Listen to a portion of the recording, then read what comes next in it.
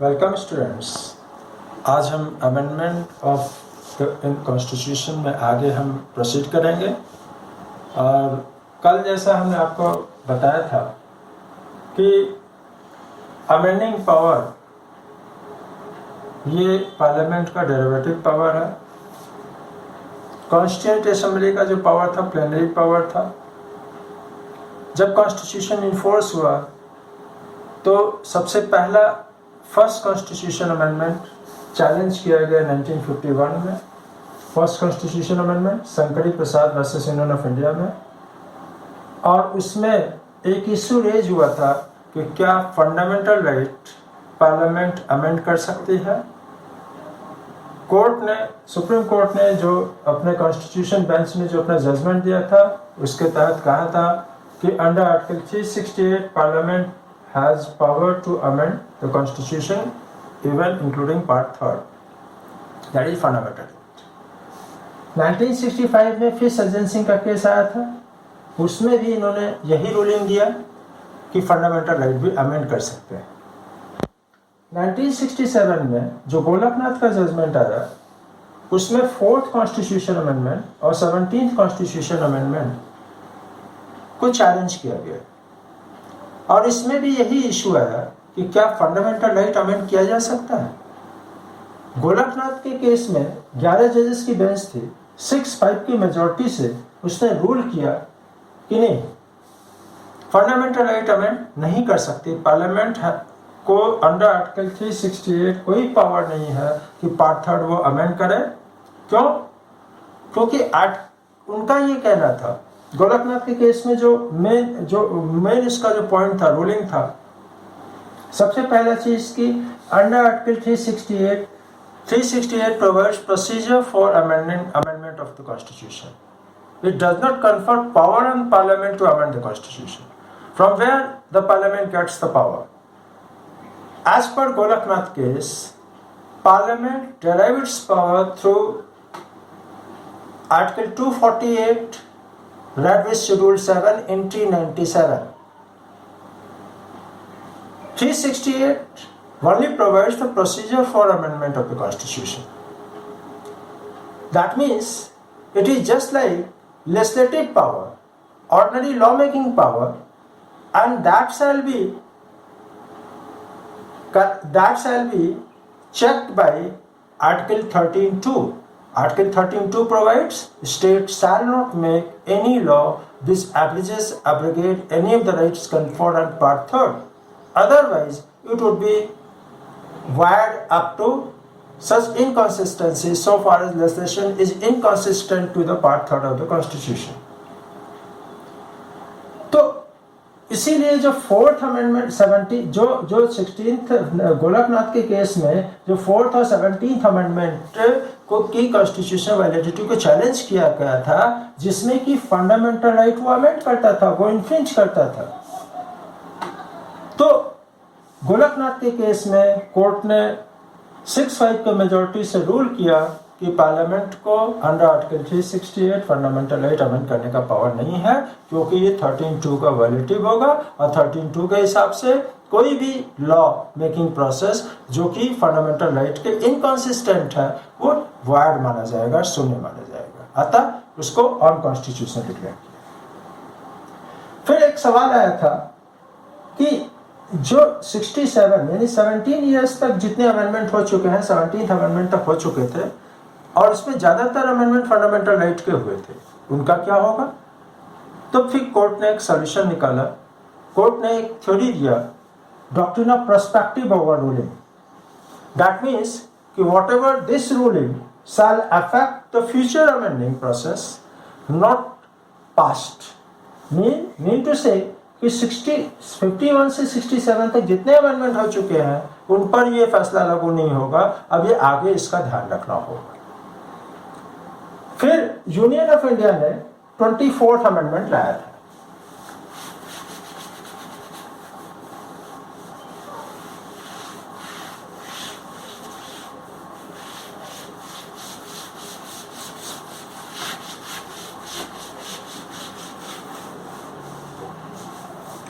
फिर पार्लियामेंट ने 24th amendment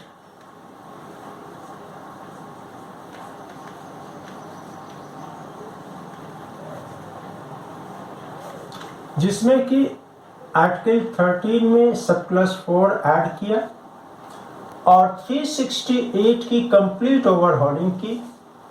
उसने क्लास 1 में सबसे पहले तो हेडिंग चेंज किया, जहां पर लिखा था procedure for amendment of the Constitution, power and procedure to amend the Constitution कर दिया, हेडिंग चेंज किया। क्लास 1 में स्पष्ट रूप से कर दिया notwithstanding anything content in this constitution, overriding effect दिया गया कि संविधान में चाहे जो भी कहा गया हो, parliament in exercise of its constituent power has power to amend any provision of this code by way of addition, variation, repeal, addition, etc. order. That means कि Parliament itself has derived its power to amend Constitution unlimited way. That means कि whatever the amendment could be made by the Parliament by virtue of this amendment. ये पहला class 2 वही था जो original था, जिसमें procedure था कि किस तरीके से कॉन्स्टिट्यूशनल अमेंडमेंट पार्लियामेंट में इंट्रोड्यूस किया जाएगा, कैसे पास किया जाएगा। क्लास 3 में जो प्रोविजन रखा गया वो इसमें इसके करस्पॉन्डिंग प्रोविजन रखा गया जो 13(4) रखा गया। 13(4) में प्रोविजन था कि nothing herein shall affect any of the amendment made under article 368 and यहाँ पे लिखा था कि whatever the amendment shall be made by virtue of Article 368 shall not affected by provision of Article 13. जब ये provision दिया गया तो 24th अमेंडमेंट एक प्रकार से Golaknath versus state of Punjab को ओवररूल किया। फिर इसको चैलेंज किया एक दूसरे बहुत ही इंपॉर्टेंट केस, जिसको कि हम बहुत बड़ा केस हम जानते हैं,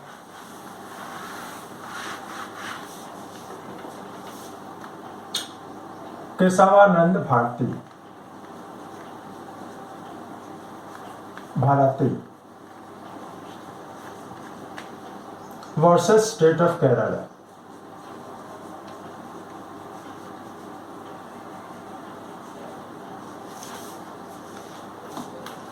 और इस केस में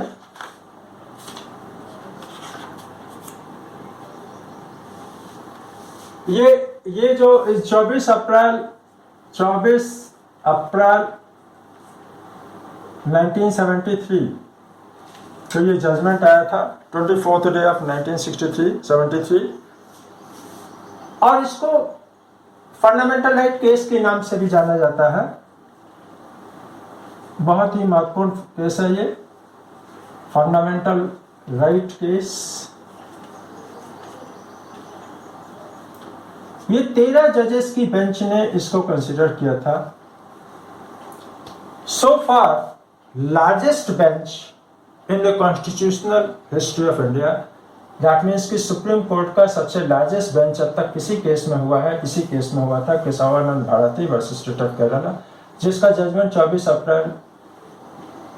24th डे ऑफ अप्रैल 1973 को आया, जिसको फंडामेंटल राइट केस कहा जाता है। 13 जजेस की बेंच में जो मुख्य रूप से जो बिंदु था वो 3 अमेंडमेंट को चैलेंज किया गया था, 24th, 25th और 29th अमेंडमेंट।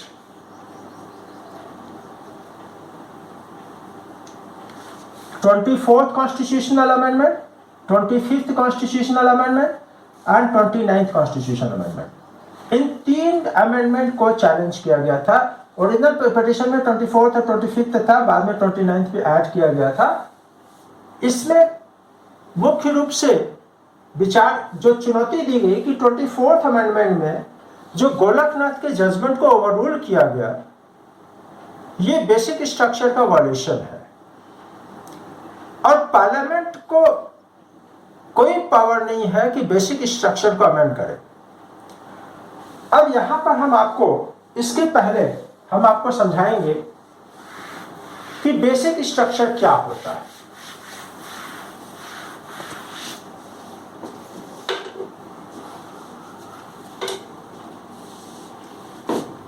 बेसिक स्ट्रक्चर जैसे हमारा जो कॉन्स्टिट्यूशन है, मान लीजिए कि एक प्रकार से ये कोई एक हाउस है बहुत बड़ा, इंडिया हम इसका नाम लिख दें, इस हाउस का नाम है, और इसके पिलर्स हैं बहुत सारे। तो कॉन्स्टिट्यूशन मेकर्स ने इसके बहुत सारे पिलर्स बनाए हुए हैं। जैसे इसका जो बेसिक फीचर्स क्या है, democracy,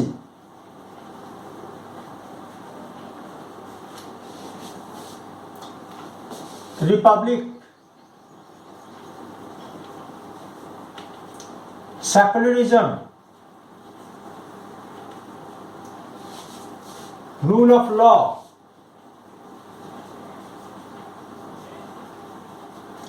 separation of power,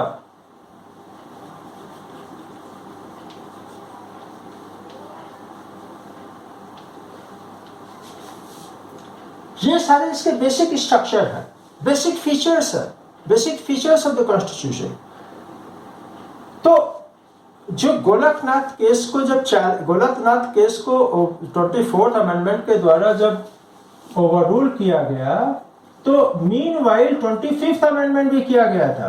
25th amendment में आर्टिकल 31 में +C ऐड किया गया था, 3 ऐड किया गया था, मतलब एक और क्लास जो ऐड किया गया था, चूंकि वो इसको प्रोविजन आप देखेंगे कॉन्स्टिट्यूशन ऑफ इंडिया का, उसमें जिसके द्वारा ये प्रोविजन दिया गया था कि directive principle of state policy में जो प्रिंसिपल्स हैं उनको इन्फोर्स कराने के लिए अगर फंडामेंटल राइट को अब्रिज करना पड़े तो वो वैलिड माना जाएगा।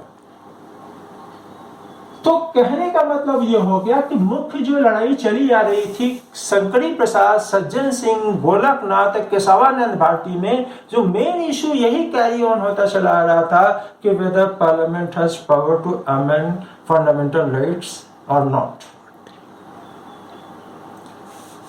पार्ट थर्ड, ये अमेंड कर सकता है कि नहीं कर सकता, फंडामेंटल राइट अमेंड कर सकता है कि नहीं, इसको ये मेन इशू था। केशवानंद भारती के केस में इस इशू का टेकअप किया गया, लेकिन इसने इशू को और इनलार्ज कर दिया गया और इशू एक मात्र रखा गया,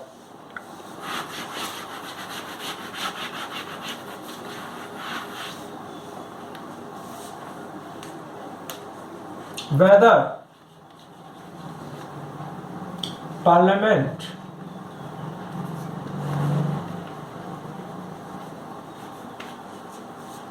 has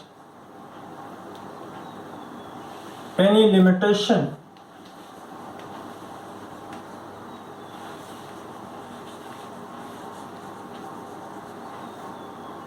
regarding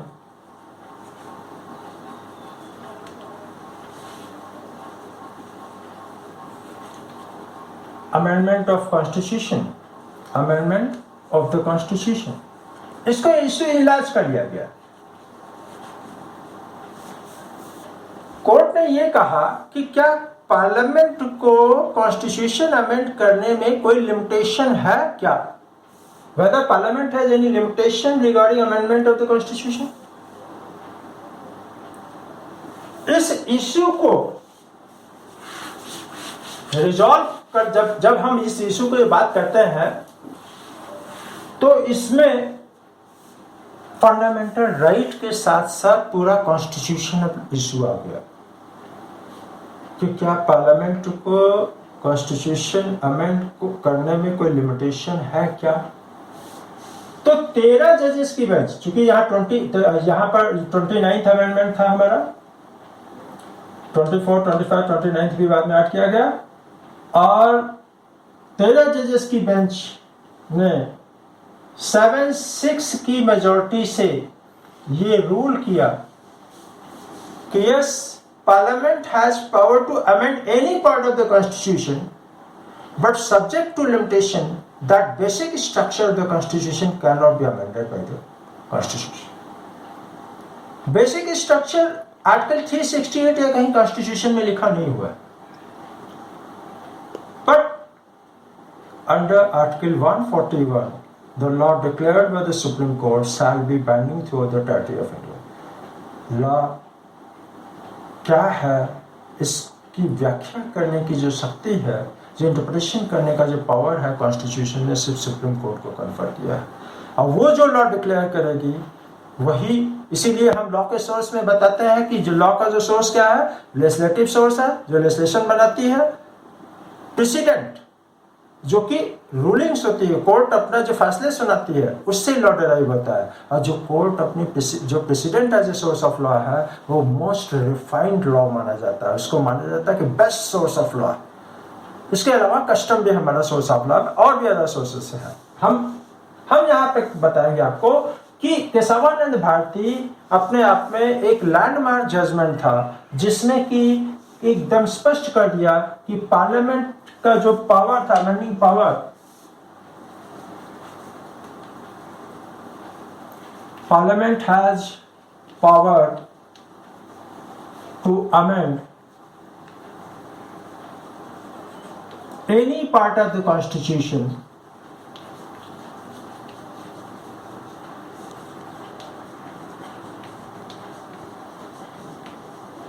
but subject to limitation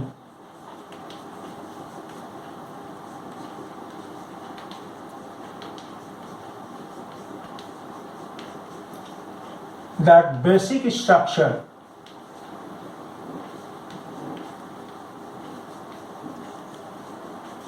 of the Constitution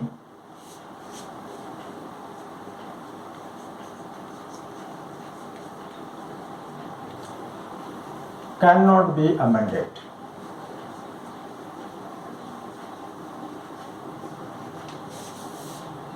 ये इसका बेसिक सब्सटेंस था उसके पूरे फैसले में।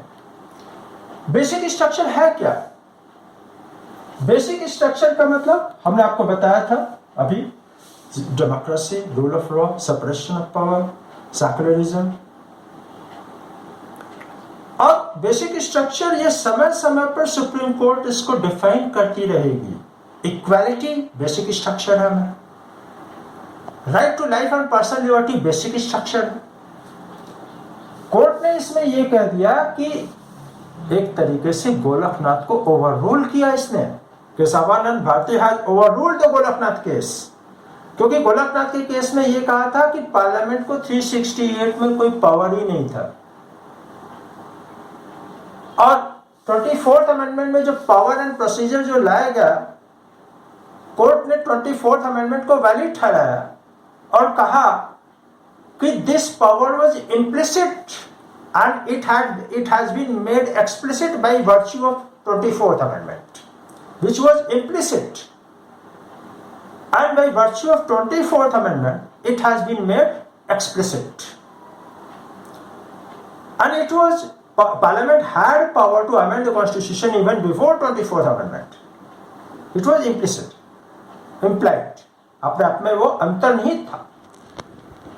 24th amendment के बाद यह स्पष्ट रूप से परिलक्षित हो गया कि पार्लियामेंट को अमेंडमेंट करने का पावर है, लेकिन उसने साफ कर दिया कि लिमिटेशन है। जो इश्यू बना था कि whether parliament has any limitation regarding the amending power of the Constitution. Yes, issue में आंसर है yes. The limitation is that basic structure या basic feature of the Constitution cannot be amended. अब basic structure हमने आपको जो list बताया वो है। कोर्ट ने ये भी कहा कि जो गोलकनाथ के केस में जो ये कहा जा रहा था कि आर्टिकल 248 रेड विद शेड्यूल 7 के एंट्री नंबर 97 से ये पावर डिराइव होता है, वो पावर लेजिस्लेटिव पावर वो उसका है, 13(2) से 368 प्रभावित नहीं हो, ये स्पष्ट किया। क्योंकि 13(2) इसीलिए 24th अमेंडमेंट उन्होंने क्या किया था, उन्होंने किया था कि 13(2) को काउंटर करने के लिए 13(4) ऐड किया, और आर्टिकल 368 में +3 ऐड किया। कोर्ट ने कहा कि इसकी कोई जरूरत नहीं थी। Parliament has power to amend even part 3rd of the Constitution by overruling Golaknath case, but limitation is that basic structure of the Constitution can not be amended. ये बड़ा ही महत्वपूर्ण फैसला था, और आज भी 24th डे अप्रैल 1973 से लेकर के मोर देन 40 इयर्स हो चुके हैं और काफ़ी साल हो चुके हैं, और आज भी ये अपने आप में इससे बड़ा जजमेंट कभी नहीं आया। और बेसिक स्ट्रक्चर डॉक्ट्रिन ने बड़े बड़े फैसले दिए हैं। अभी हमने आपको जब सुप्रीम कोर्ट के जजेस का अपॉइंटमेंट बताया था, 99th कॉन्स्टिट्यूशन अमेंडमेंट को अनकॉन्स्टिट्यूशनल जो किया गया, वो एक्चुअली केशवानंद भारती में जो बेसिक स्ट्रक्चर डॉक्ट्रिन था, rule of law, separation of power, उसी के आधार पर 99th कॉन्स्टिट्यूशन को अनकॉन्स्टिट्यूशनल किया गया था। ये बहुत बड़ा लॉ है, और इसीलिए अमेंडमेंट ऑफ द कॉन्स्टिट्यूशन बहुत इंपॉर्टेंट टॉपिक है। आपके हर एग्जामिनेशन में, कंपटीशन में इसका सवाल जरूर आता है, amending power of the parliament. अभी ये टॉपिक खत्म नहीं हुआ है। उसके बाद फिर मैं आपको बताता हूं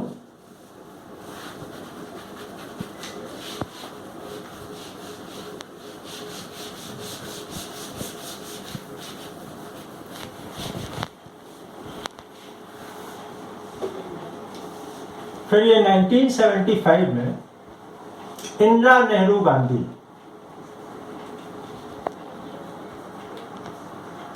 वर्सेस राजनारायण,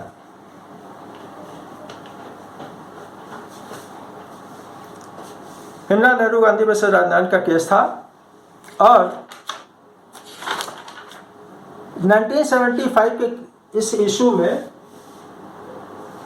एक बड़ा दिलचस्प मोड़ आया जब 39th कॉन्स्टिट्यूशनल अमेंडमेंट को चैलेंज किया गया। एक्चुअली इसके पीछे क्या कहानी थी कि इंदिरा गांधी चुनाव लड़ रही थी, उनके विरुद्ध राजनारायण चुनाव लड़ रहे थे, और उसमें बड़े पैमाने पर धांधली की गई थी। जो राजनारायण जो यहाँ पर थे, उनके कंटेस्टेंट थे, उन्होंने इलाहाबाद हाई कोर्ट में इसको चैलेंज किया, इलेक्शन पिटीशन फाइल किया, और इलाहाबाद हाई कोर्ट ने उस इलेक्शन को क्वैश कर दिया उसको, और राजनारायण को विजयी घोषित कर दिया। चूंकि ये चुनाव होने के काफी दिन बाद फैसला आया, तब तक इंदिरा गांधी प्राइम मिनिस्टर थी, और इस फैसले को ओवररूल करने के लिए उन्होंने 39th अमेंडमेंट लाया था। 39th अमेंडमेंट में को रेट्रोस्पेक्टिव इफेक्ट दिया गया। ये 1975 में अमेंडमेंट आया था, 74th में, 1974 मतलब इसके 1975 यस, उसमें अमेंडमेंट आया था, और 39th अमेंडमेंट, और इसका इफेक्ट 1951 से दिया, रेट्रोस्पेक्टिव इफेक्ट दिया। और उसमें यह रूलिंग दिया कि जो व्यक्ति चुनाव जीत करके प्राइम मिनिस्टर या लोकसभा स्पीकर का पद प्राप्त कर लेगा, उसके खिलाफ कोई इलेक्शन पिटीशन नहीं आ सकता, और यह बैक डेट से माना जाएगा। सिर्फ अपनी कुर्सी को बचाने के लिए। और 39th कॉन्स्टिट्यूशन अमेंडमेंट एक स्पेशल अमेंडमेंट था। 3 प्रकार के अमेंडमेंट होते हैं हमारे। एक तो बाय सिंपल मेजॉरिटी, एक स्पेशल अमेंडमेंट। स्पेशल अमेंडमेंट का मतलब होता है majority of the house as well as 2/3 of the members present and voting. और तीसरे प्रकार का अमेंडमेंट होता है special majority with ratification of at least 50% of the legislative assemblies of Union of India. ये 39th कॉन्स्टिट्यूशन अमेंडमेंट 4 दिन में, 4 days में करवाया गया था, जिसमें कि पार्लियामेंट के दोनों हाउसेस में इसको पास किया गया था स्पेशल मेजॉरिटी से। उस समय कांग्रेस की पूरी मेजॉरिटी थी, और विधानसभा में 50% से सारे ज्यादा अधिक विधानसभाओं में इसको पास कराया गया था। और इसमें सिर्फ इसलिए कि वो इलाहाबाद हाई कोर्ट ने जो इलेक्शन पिटीशन में इनको क्वैश करके उनका इलेक्शन को रद्द कर दिया था, उनको इस्तीफा देना पड़ता। और उसी के बाद फिर उन्होंने फिर जो है जून से 1975 में इमरजेंसी लगा दिया था। 1975 में उसके बाद इमरजेंसी लगा दिया था, ये फैसला आने के बाद। बहुत बड़ा फैसला था। कहने का मतलब इलाहाबाद हाई कोर्ट के फैसले के आने के बाद, चूंकि इंदिरा गांधी, देखिए इंदिरा गांधी का पीरियड वहां गोलकनाथ से 24th अमेंडमेंट भी इंदिरा गांधी ने करवाया था, सिर्फ सुप्रीम कोर्ट के फैसले को ओवररूल कर। उनके उनकी बने एक प्रकार से न्यायपालिका और विधायिका का जो टकराव का जो क्रम शुरू हुआ उनके शासनकाल में, वो बहुत लंबी लड़ाई गोलकनाथ के जजमेंट 1967 से लेकर के, और वो चलता रहा। कोर्ट के फैसले पलटने के लिए वो काम करती रही।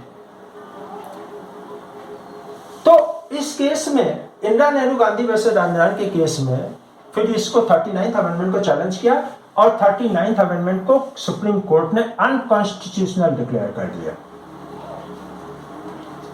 उसने कोर्ट ने कहा it is the blackest day in the history of constitutional law of India when 39th amendment was passed. It was rule of law, means nobody above the law. क्या प्राइम मिनिस्टर के लिए दूसरा कानून होगा, आम व्यक्ति के लिए दूसरा कानून होगा? फिर आर्टिकल 14 का क्या होगा? रूल ऑफ लॉ का क्या होगा? Equality before law, equal protection of law क्या होगा? The state shall not deny any person equality before law and equal protection of law through the tatty of India. Rule of law का क्या होगा? ये rule of law basic structure है। 39th constitution amendment ने basic structure का violation किया है। इसका पहला एप्लीकेशन हुआ और उसको अनकॉन्स्टिट्यूशनल डिक्लेयर कर दिया, और वो उसके बाद उन्होंने इमरजेंसी लगा दिया था और आपातकाल डिक्लेयर कर दिया था। इतनी बड़ी तानाशाही भारत के इतिहास में आज तक कभी नहीं थी। सीधे सीधे ये था कि इस देश में संविधान का राज चलेगा या इंदिरा गांधी का राज चलेगा। ये पूरा कॉन्स्टिट्यूशनल हिस्ट्री में स्पष्ट है, पर सारा case law, Indira Nehru Gandhi judgment, इसको पढ़ना, इसमें देखना कि किस तरीके से धज्जियां उड़ाई गई थी संविधान के सारे माहौल को। कोर्ट ने किस तरीके का कमेंट दिया था, और हमारी जुडिशरी ने कमेंडेबल रोल प्ले किया है, संविधान की मर्यादाओं की रक्षा की है, और इसीलिए हमारी जुडिशरी बेस्ट जुडिशरी मानी जाती है। इसके बाद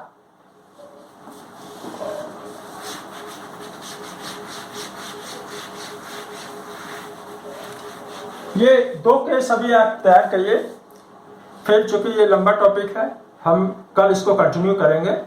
आज बस इतना ही, धन्यवाद।